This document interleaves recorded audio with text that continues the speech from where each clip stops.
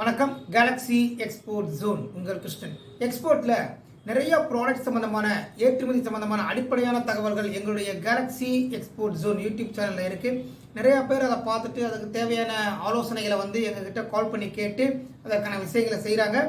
பர்ஃபெக்டாக அந்த பிஸ்னஸ் பண்ணணும்னு நினைக்கிறவங்க டைரெக்டாகவே ட்ரைனிங் எடுத்துகிட்டு அதற்கப்புறம் அது எங்களுடைய ஆலோசனை பேரில் ஃபஸ்ட்டு ஷிப்மெண்ட் வரைக்கும் உள்ள அத்தனை டாக்குமெண்டேஷன்ஸு ப்ராசஸ்ஸு ஆலோசனை எல்லாமே எடுத்துகிட்டு அந்த பிஸ்னஸில் சக்ஸஸ் பண்ணிக்கிட்டு இருக்காங்க.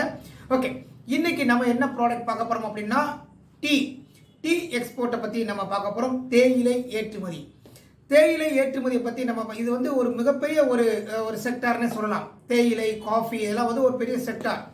அப்போ எல்லாருமே இந்த டீ ஏற்றுமதி பண்ண முடியுமான்னு பார்த்தீங்கன்னா கொஞ்சம் யோசித்து அதற்கான விஷயங்களை நம்ம செயல்படுத்தினால் மட்டும்தான் இதில் செயல்பட முடியும்.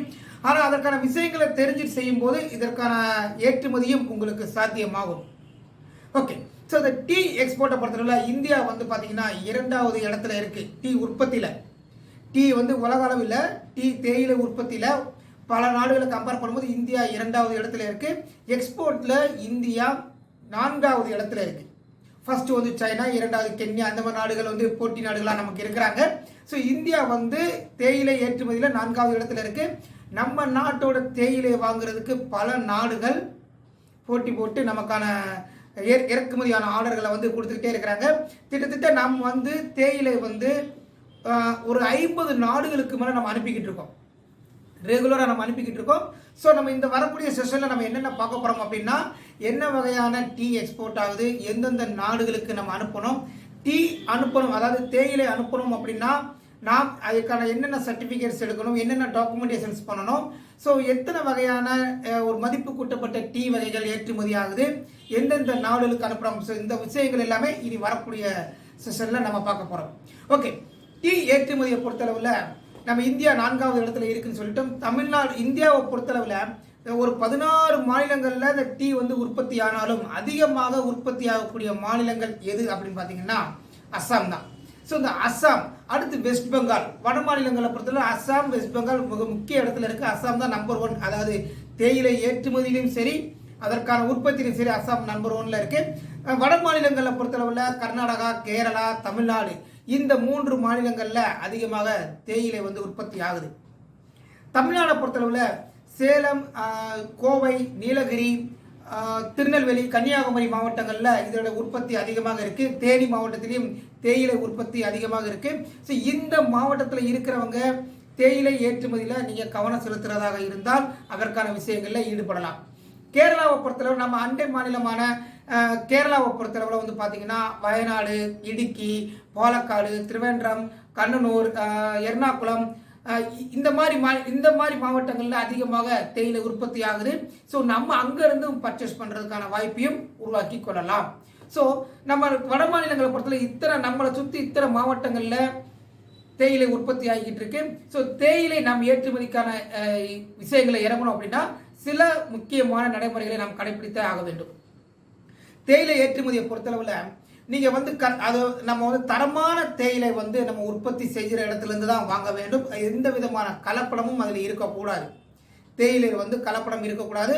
பெரும்பாலும் 2 வகையான தேயிலை அதிகமாக எக்ஸ்போர்ட் ஆகிட்டு இருக்கு. அதில் என்ன வெரைட்டி அப்படின்னா சிடிசின்னு சொல்லக்கூடிய ஒரு வகையான தேயிலை ஏற்றுமதி ஆகிட்டு இருக்கு. பல நாடுகளுக்கு எக்ஸ்போர்ட் ஆகிட்டு இருக்கு.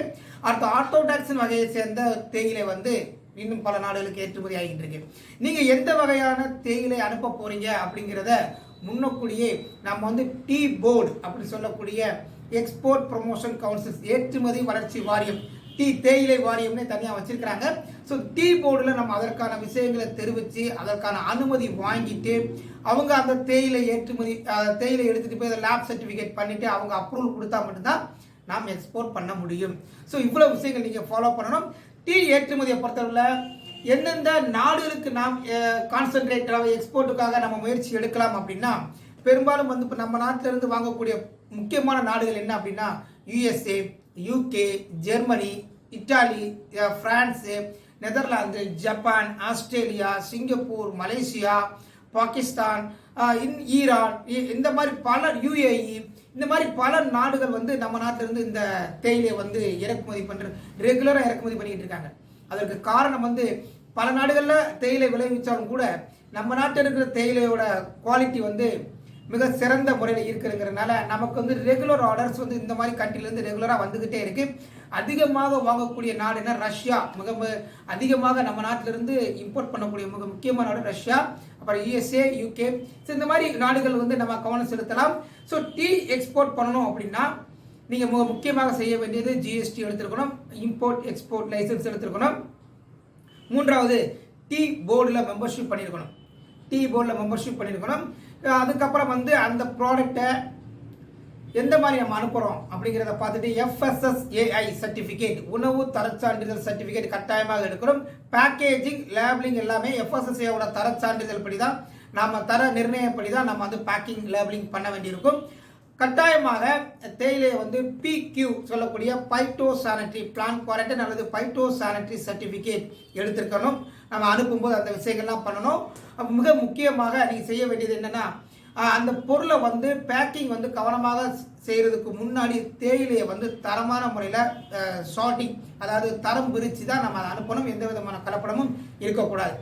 அதிகமாக இங்கிருந்து என்ன வகையான தேயிலை ஏற்றுமதி ஆகுது அப்படின்னு பார்க்கும்போது, தேயிலையிலிருந்து பல மதிப்பு கூட்டப்பட்ட தேயிலைகள் ஏற்றுமதி ஆகுது, டீ எக்ஸ்போர்ட் ஆகுது. என்ன அப்படின்னா, ஒன்று பிளாக் டீ, இரண்டாவது லெமன் டீ, மூன்றாவது ஹெர்பல் டீ, நான்காவது மசாலா டீ, ஐந்தாவது கிரீன் டீ. இந்த மாதிரி வகையான தரம் பிரித்து பெரிய அளவுக்கு நம்ம எக்ஸ்போர்ட் பண்ணிக்கிட்டு இருக்கோம். இந்த வகையான டீ வகையிலே வந்து பேக்கேஜிங்லேயும் நம்ம மதிப்பு கொடுக்கணும். டீ பண்ணுறோம், இந்த மாதிரி நிறைய சின்ன சின்ன பேக்கெட் போட்டு அனுப்பலாம். நீங்கள் பல்காக அனுப்புகிற மாதிரி இருந்தீங்கன்னா இதில் என்ன வகையான டீ எக்ஸ்போர்ட் பண்ண போகிறீங்கிறத பார்த்துட்டு அதற்கான விஷயங்களில் ஈடுபடுங்க. பெரும்பாலும் அதிகமாக எக்ஸ்போர்ட் ஆகிறது பிளாக் டீன்னு சொல்லக்கூடிய தேயிலை தான் அதிகமாக எக்ஸ்போர்ட் ஆகிட்டு இருக்கு. ஸோ தேயிலை ஏற்றுமதி பண்ணணும்னு நினைக்கிறவங்க இந்த மாதிரி விஷயங்களில் நீங்கள் கவனம் செலுத்தி அதற்கான விஷயங்களில் ஈடுபடலாம். இது சம்பந்தமான விஷயங்கள் ஏதாவது உங்களுக்கு தகவல்கள் தேவைப்பட்டால் எங்களுக்கு கால் பண்ணுங்கள். நன்றி. நீங்கள் இந்த பிஸ்னஸ் பண்ணணும்னு விருப்பப்பட்டால் இந்த பிஸ்னஸுக்கு தேவையான லைசன்ஸ் ப்ராசஸ், சர்டிஃபிகேட், பயிற்சி, ஆலோசனை அத்தனை விஷயங்களும் எங்கள் மூலம் செய்து கொள்ளலாம். கால் பண்ணுங்க. நன்றி.